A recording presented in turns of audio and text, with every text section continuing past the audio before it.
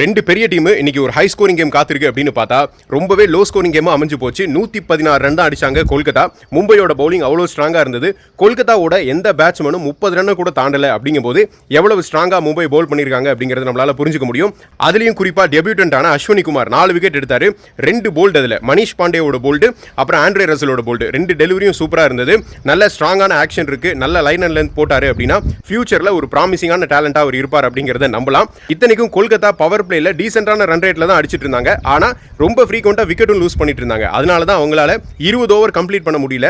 ஒருவேளை 20 ஓவருக்கு ஆடி இருந்தா மினிமம் கேரண்டியா ஒரு 150 ரன் கூட வந்திருக்கும். சோ அதை கூட அவங்களால கம்ப்ளீட் பண்ண முடியல. மும்பையோட எல்லா பவுலர்ஸ்க்குமே விக்கெட் கிடைச்சது. 117 ரன் அப்படிங்கிற ஈஸியான டார்கெட்டோட மும்பை பேட் பண்ண வந்தாங்க.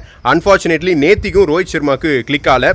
ரிக்கல்டன் மட்டும் ஒரு 50 அடிச்சாரு. பின்னாடி வந்த சூரியகுமார் யாதவ் சீக்கிரமா இன்னிங்ஸை முடிச்சு வச்சாரு. மும்பை இந்த சீசன்ல தங்களோட ஃபர்ஸ்ட் வின்னை பதிவு பண்ணிருக்காங்க. இனி வரக்கூடிய மேட்சஸ் மும்பைக்கு எப்படி போகுது அப்படிங்கறத பொறுத்திருந்து பார்ப்போம்.